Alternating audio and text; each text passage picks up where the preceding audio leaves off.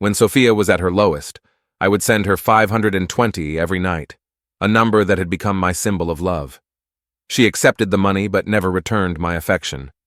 Over time, she rose to fame and success, while I became nothing but dust and bones. At a class reunion, someone suggested that she should marry her true love soon. She sneered and said, "True love doesn't exist. Even if it did, he's long dead." The next moment, she received news of my murder. Chapter 1. It was during the middle of her breakup with her 8th boyfriend when the doorbell rang. Annoyed, Sophia snapped, "Don't call me again," before heading to the door. When she saw my mother standing outside, her face briefly froze in shock, but it quickly darkened. "I told you, James isn't here," Sophia said coldly. My mom, with a faint smile and a humble demeanor, replied, "I know, but only you can find him. Please talk to him and ask him to come home. I haven't seen him in so long." Without another word, Sophia slammed the door with force, nearly hitting my mom in the face. She didn't even flinch as she stood outside, persistently knocking. Inside, Sophia sat on the leather sofa, her mood darker than the snowstorm that had started outside. Through the large window, you could see the snow gently falling, just as it had the night I was murdered 3 years ago. Chapter 2. Before I died, I was in the middle of transferring money to Sophia when the robber took my phone. He went through my chat history with her, mocking, "You've sent her so much money, and she never even replied. You might as well have given it to me." I was struggling to breathe, weak and barely conscious, too tired to argue, but I had to admit, I had been a fool for Sophia for 8 months and ended up with nothing. Even if I hadn't been planning to surprise her that night, I wouldn't have been on that shortcut and wouldn't have encountered the robber. After forcing the password out of me, he stabbed me 8 times, each blow fatal. In my final moments, all I could think about was how Sophia would manage without money. Chapter 3. My soul slept for over a year, and when I finally awoke, everything was unrecognizable. Sophia had become successful and no longer had to endure my nightly 520 payments. I followed her around, watching as she went through boyfriend after boyfriend, all of them handsome, handsomer than me anyway. I really wanted to ask her, "Did you reject me because I wasn't handsome enough?" But she couldn't hear me, not even when I called her a heartless woman. I kept wondering when Sophia would find out that I was dead. Maybe she never would. If my mom hadn't come looking for her today, she probably wouldn't have thought of me at all. She kept an old phone under her pillow, checking it every time she woke up at night. I had no idea what was stored on it. I only knew that 3 years ago, when I was pursuing her, she was still single. But I'd heard she had a first love she would never forget. I guess whatever was in that phone must be about him and has nothing to do with me. Chapter 4. My mom was eventually taken home by my dad. As they walked away, they murmured to each other, "Does she really not know where James is? But he liked her so much. How could he not come looking for her?" "Maybe he's heartbroken," my dad suggested. "You should stop bothering her." "But I miss James. He hasn't come home in 3 years," my mom said, her voice breaking with tears. My dad wiped her tears and reluctantly looked back one last time. As they walked farther away, their voices faded, and I couldn't hear them anymore. I really wanted to go home with them, but I couldn't. Since I woke up, I've only been able to stay within 5 meters of Sophia. Any further, and I can't move. There's an invisible barrier that firmly blocks me. I miss my parents too, but the only time I can see them is when they come looking for Sophia. I failed them. Chapter 5. Sophia, aside from work and social gatherings, sometimes meets up with old classmates. Most of them are women, with 2 men mixed in. I guess the handsome, cool guy must be Sophia's unforgettable first love. The way he looks at her is full of affection. At every reunion I've followed her to, I've never seen her get this close to any man. One old classmate teased, "President Lou, when are you going to marry Ethan? He's been waiting for you for 3 years. If he waits any longer, he'll be an old bachelor." "That's right, President Lou. You're already successful in your career. It's time to find a man to keep you warm," another said. Sophia let them tease her without responding until someone asked, "Isn't Ethan your true love?" Sophia sneered, "What true love? Even if there was such a thing, he's long dead." No sooner had she finished speaking when her phone rang. Chapter 6. The men who robbed and killed me 3 years ago recently committed another crime. After they were arrested, the police uncovered the details of my death. They notified my parents, and soon after they called. "Sophia, we're sorry. James has been gone for a long time. We regret bothering you so much and causing you trouble," my mom sobbed as she spoke. I could hear my dad trying to comfort her quietly, but his voice too was thick with emotion. It felt like my heart was being torn apart, and I realized that even as a soul, I could still feel pain. I looked at Sophia, and she was completely frozen. The others in the room started to notice something was off and turned to look at her. "Sophia, what's wrong?" Ethan asked gently, concern in his eyes. Sophia snapped out of her thoughts at the sound of his voice. She suddenly stood up, the abrupt movement shocking everyone in the room. "What's wrong?" they asked, but Sophia didn't answer. She didn't even bother to grab her coat and just rushed out the door. Usually I follow her calmly, but today, with her moving so quickly, I had no choice but to keep up. At one point, she even bumped into a waiter, but she didn't spare him a glance, just kept running. The waiter muttered angrily under his breath, "No manners." I nodded in agreement. Chapter 7. Thankfully, Sophia hadn't been drinking at the party. She could still drive herself, though she usually drove very steadily. Tonight, however, she was reckless, as if the road was hers to control, and everyone else should just get out of her way. When she reached my house, my mom was sobbing uncontrollably, slumped on the couch. My dad, red-eyed, was trying to comfort her. He was such a strong man. I had never seen him so vulnerable. During my rebellious teenage years, I even questioned if he loved me. Why else would he be so harsh all the time?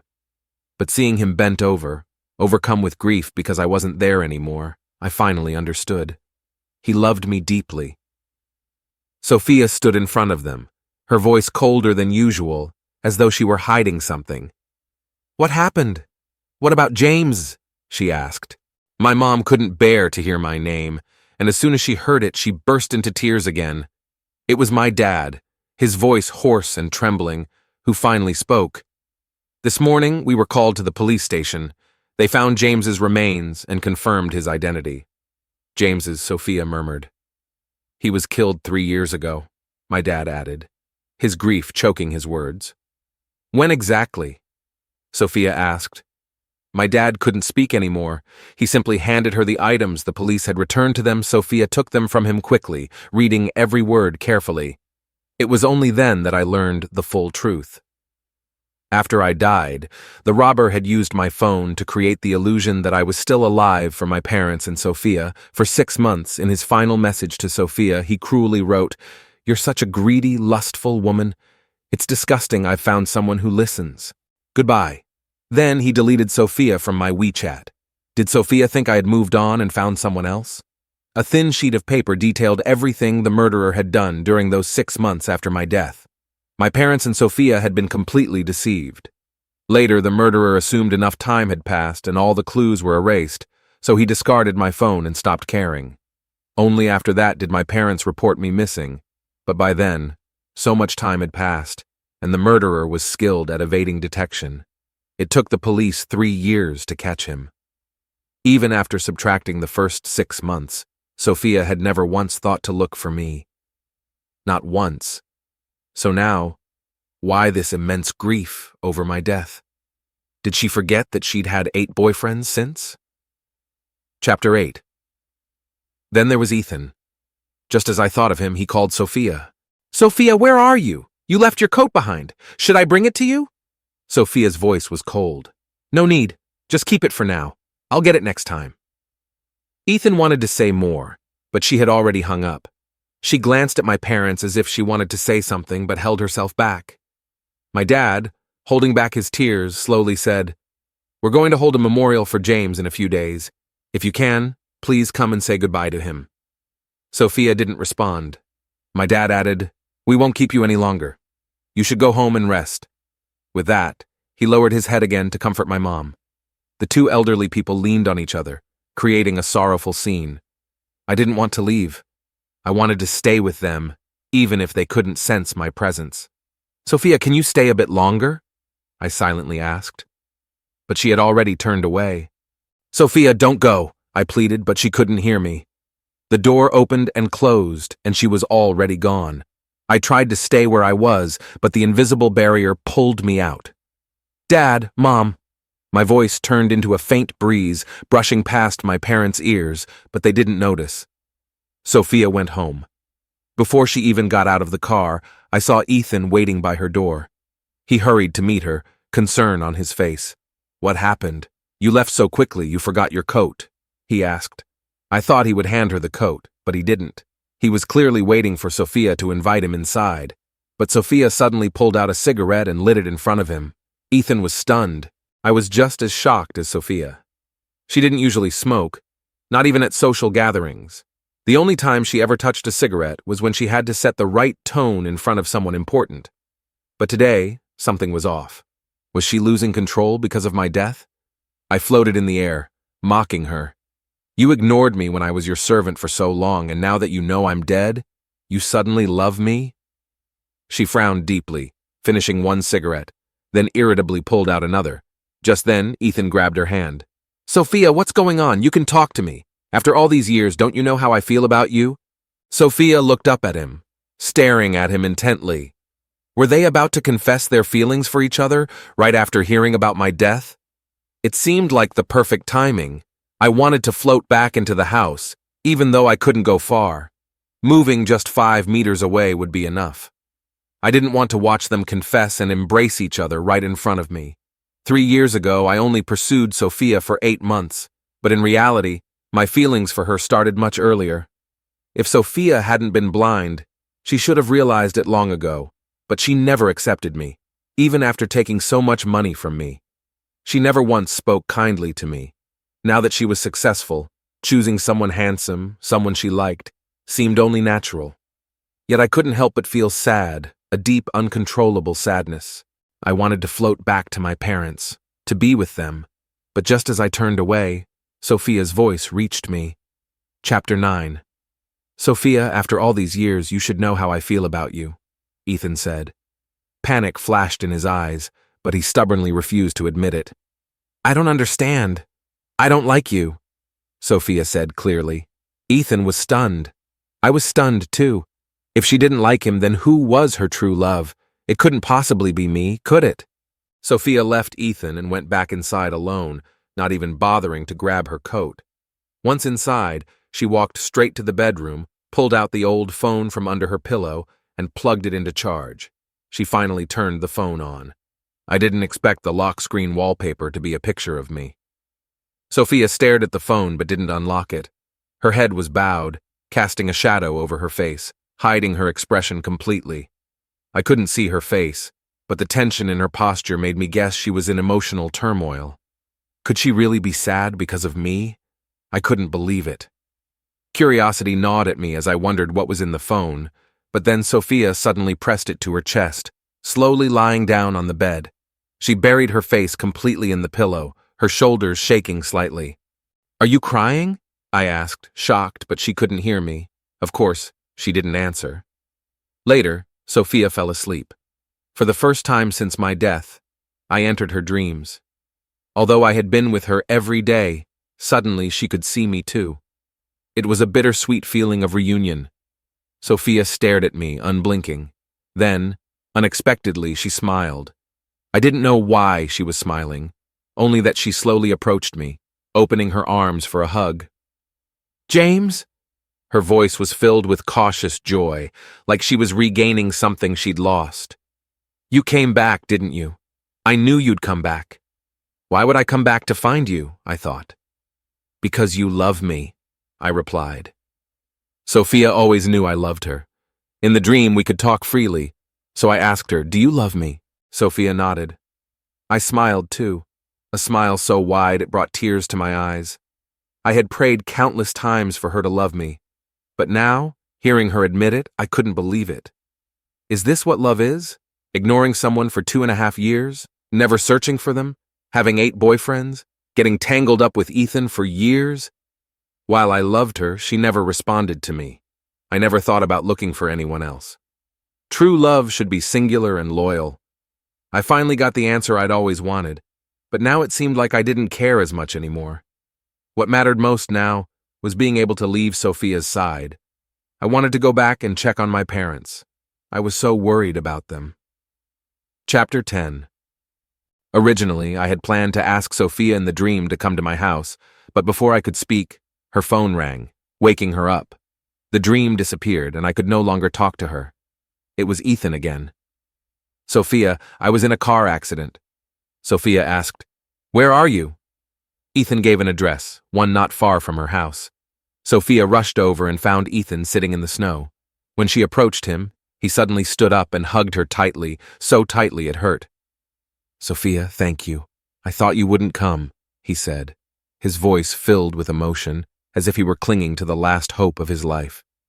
I didn't want to watch this scene. It made my past self look ridiculous, and it made Sophia's words in the dream seem ridiculous too. But I couldn't leave. I was dragged along to the hospital with them. Ethan had hit his head and suffered a mild concussion. After examining the scans, the doctor said, it wasn't a serious injury, so it was up to them whether they wanted to stay at the hospital for observation or go home. Ethan asked to stay, pleading with Sophia, "My family isn't here. Can you stay and take care of me?" Sophia frowned, as if contemplating his request. A few seconds later, she nodded and agreed. Wasn't she just crying over my death? Didn't she just say she didn't like Ethan? So why was she doing this now? Women sure can be heartless, I thought. Just as I finished my complaint, Sophia picked up her phone and called her assistant. "I need you to do 2 things for me," she said. "At your service, President Liu. My friend was in a car accident and is hospitalized.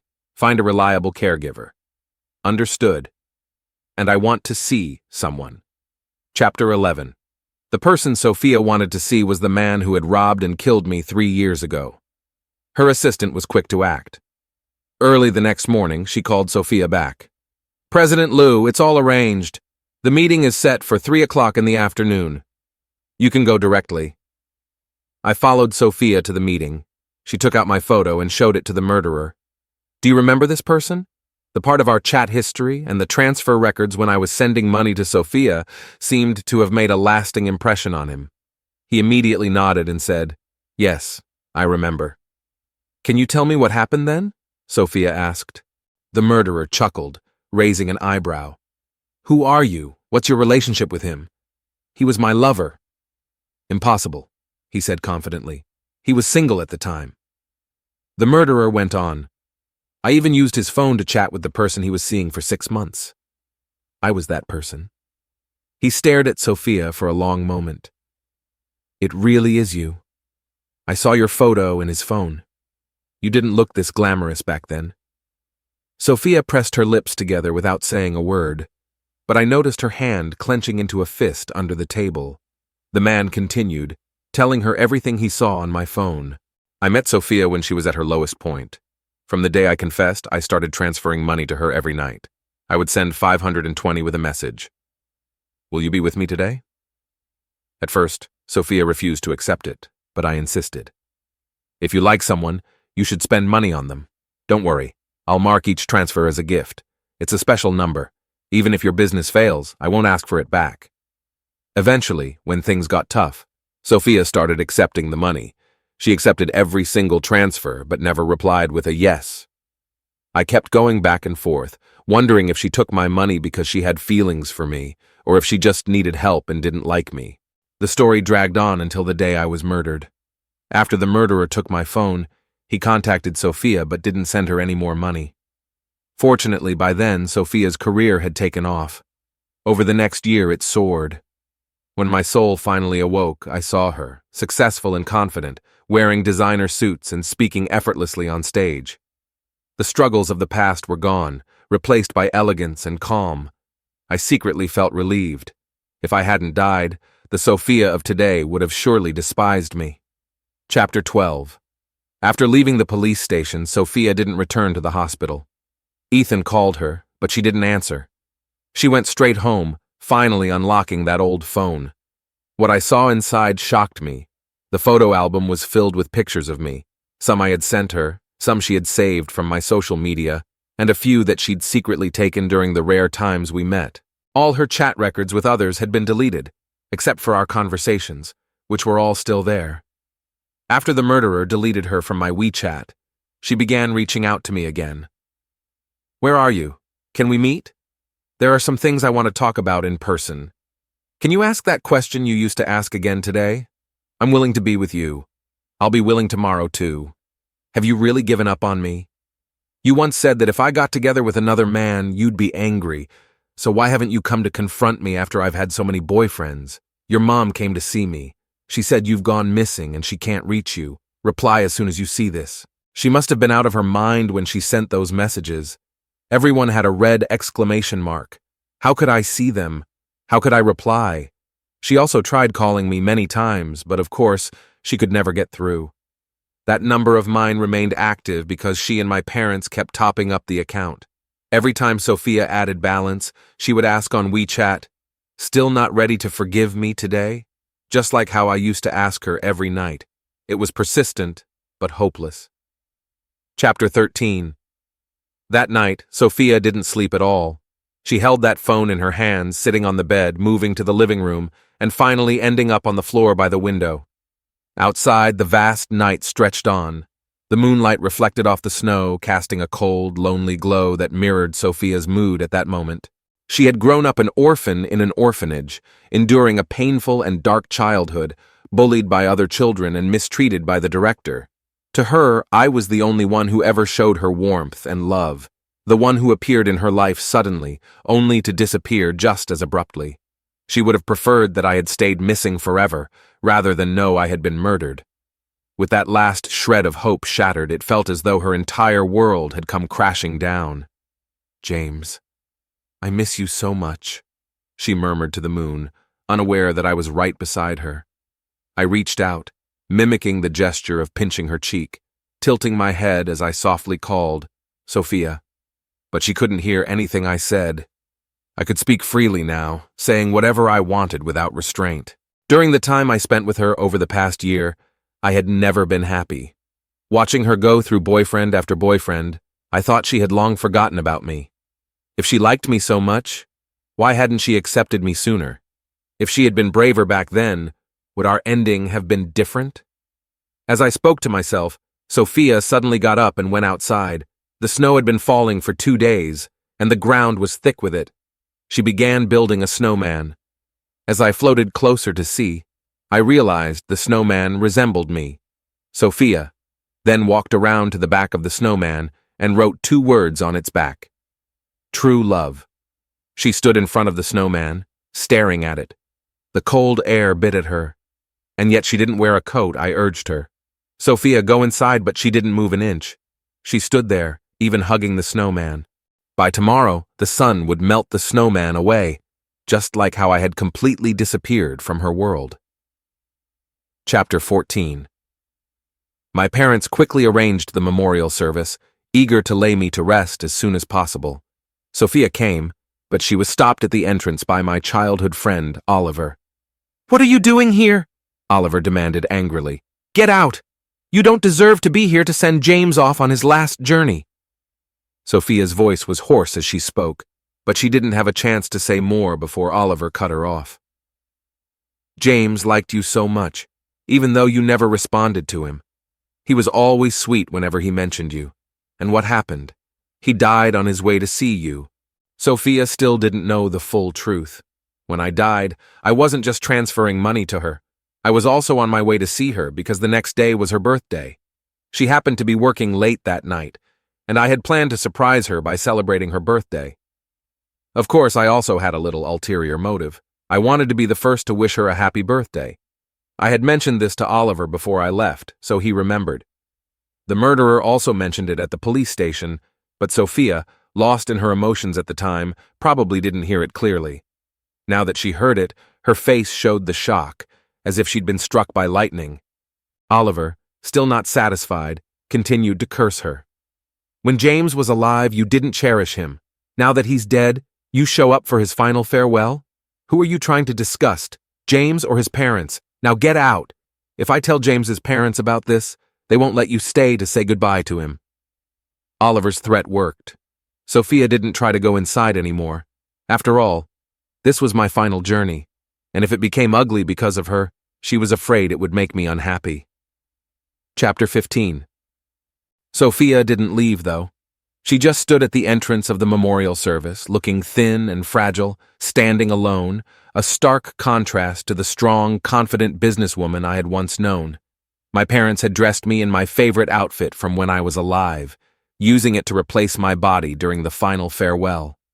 My mom fainted from crying, and I was deeply saddened, too, watching all the people saying goodbye to me, relatives, friends, everyone in tears. I turned to look at Sophia. She wasn't crying. Perhaps she had already shed all her tears that night after returning from the police station, and now she was unusually calm. She followed my parents to the hospital, where she ran into Oliver again. "Have you had enough?" Oliver spat. "James's parents have suffered enough. They only had one son, and now he's gone because of you. Can't you stop showing up in front of them?" Sophia responded quietly, "I'm sorry, but I may be showing up in front of them quite often from now on." Oliver was taken aback and then sneered. "If James could visit you in a dream, he'd tell you to stay away from his parents, even though they haven't been in touch for the past 2 years. I've heard enough about your behavior. I refuse to believe you loved him too. Get out. If I see you again, I'll call the police." Sophia ignored his words and went straight to the hospital room where my parents were. Oliver followed, and in his haste, perhaps he let something slip. When my mom heard the words, "You caused James's death," she sat up in shock, despite her illness. "What are you talking about?" she asked. Oliver quickly pulled his hand back from Sophia, trying to cover up his slip. "Nothing," he stammered. "But I heard everything." My mom was agitated, her voice shaky. "What do you mean? Was James's death related to her?" No, Auntie Oliver didn't know how to explain. In the end, it was Sophia who explained. She recounted all the good things I had done for her, pausing several times to take deep breaths before continuing. But even after telling the whole story, after everything was said, not a single word about her love for me came from Sophia's lips. My dad, overwhelmed with fury, told her to leave immediately. Sophia didn't leave, nor did she offer any further explanation. My mom, sitting on the bed, summoned the last of her strength to lash out at her. "I remember not long ago when I went to see you," my mom said, her voice trembling. "You were humble and cautious, yet now look at how the tables have turned. Sophia, why don't you admit it? Tell them you loved me too. Explain it. Tell them you wanted to wait until your career was successful to finally confess your feelings to me. Say it." Sophia couldn't hear me, but I could feel that even if she could, with her stubborn nature, she still wouldn't have spoken up to explain herself. Chapter 16. From that point on, Sophia began showing up more often at my parents' house. For me, this was a small comfort, as it meant I could see them more frequently. However, for Sophia, it wasn't as pleasant. My parents began treating her with cold indifference. When we truly think about it, though, the murderer was the one to blame. Sophia couldn't have known something would happen to me that night. It was an accident, and it wasn't fair to place all the blame on her. But for my parents, holding on to their anger towards her became a way to cope with their heartbreak. It gave them something to focus on, something that, in their minds, helped them endure the pain. Time, as they say, is the best remedy. It doesn't erase the scars, but it allows them to heal. I watched as my parents slowly moved from tears to quieter moments. My mom, who had once broken down at every mention of my name, now would call my name unconsciously, only to sigh when there was no response. I forgot James is gone. One day, Sophia happened to be at my house. She was outside, and as I floated into the room, I witnessed a painful scene. I broke down, repeatedly whispering "I'm sorry" to my mom, but she couldn't hear me. I wanted to tell her that even though she didn't approve of me being with Sophia, I understood. They had always wanted to protect me. They raised me with so much love. How could I not know that? Originally, I planned to give up on Sophia after celebrating her birthday that night if she still didn't want to be with me. I didn't want to keep making my parents sad. Who would have thought the turning point would come that night? "Mom, I'm sorry. You gave me life, but I never had the chance to properly repay you. In what should have been your peaceful retirement years, you were instead consumed with tears."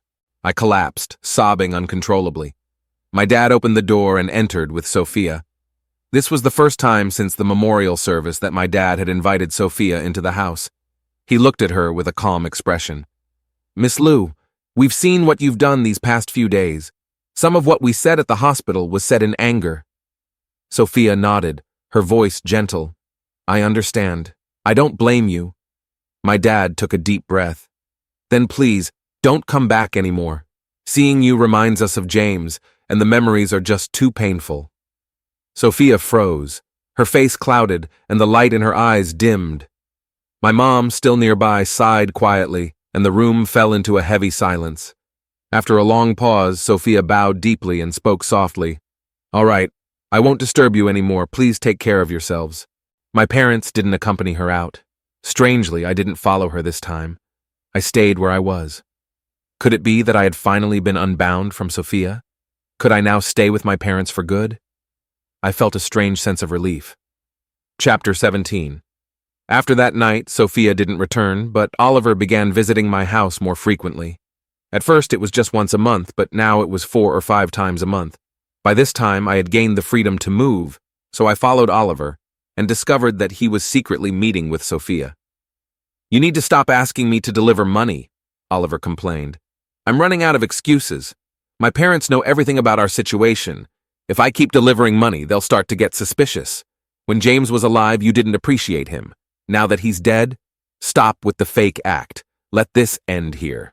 Sophia waited for him to finish before speaking, her voice calm. "I will always take care of them. After they pass away, I'll join James." With that, she resigned herself to living a life of quiet emptiness. Once the invisible barrier disappeared, I spent most of my time with my parents. Every now and then, I would go back to check on Sophia. There was a landline in her study. One day, someone called on her birthday by accident. The voice on the other end sounded so much like mine that it startled me. The young man quickly apologized after realizing it was a wrong number. "I'm so sorry. I'm so sorry." Sophia, with a faint smile, responded, "Can you say happy birthday to me?" "Ah, today's my birthday," she said. It was a simple request, without any cost, but since he had dialed the wrong number, he agreed. "Happy birthday, and may all your wishes come true." After the call ended, Sophia didn't put the receiver down. She lingered there, as if the dial tone was the sweetest sound she'd ever heard. Birthdays come every year, but may all your wishes come true would never happen again. I was like a beam of light that unexpectedly entered her life, brightening it for a moment, only to vanish just as suddenly. She longed to hold on to that light, but found it all in vain. She would spend her life forever trapped in the pain of losing me. Chapter 18. Before completely leaving this world, I visited my parents in their dreams. I told them I was doing well in another realm, and that in the next life, I would be their son again. This time, I would be obedient, listen to them, and never make them so sad again. Then, I visited Sophia in her dream. "Sophia, I'm leaving," I told her softly. She held my hand, refusing to let go. "You've been gone for so long, and you've only come to see me twice. Isn't that a bit too little?" "I've actually been with you all along," I said. Sophia paused, her eyes flickering with uncertainty, as if a little embarrassed. I couldn't help but burst out laughing. "I know everything you're thinking. Don't you want me to know?" She bit her lip. "I just think it's too late." "Yeah, you should have let me know sooner." "Are you still mad at me?" "Of course I am. How about in the next life you become my servant? For how long? How should I know? It depends on my mood. In the next life, 10 years, no more than that." "Okay, 10 years, that's a long time." I paused, knowing full well that I didn't plan to meet her in the next life. This life had been tragic enough, and my parents had suffered enough because of me. I didn't want to be involved with her anymore. "I'm leaving," I said, my voice soft. "Wait," she said, her voice quiet. "Let me look at you one more time." "Don't bother. I'll always be in your heart." Sophia smiled knowingly, her expression bittersweet. "You're right." When she woke up, her pillow was wet with tears. "James, I won't make you wait too long. You have to keep your word too." 3 days later, after arranging all her affairs, Sophia took her own life. She said she was coming to join me, but by then, I had already completely disappeared. After saying goodbye to her that day, I would have a beautiful, vibrant life of my own in the next realm, a life where I would never have to see her again.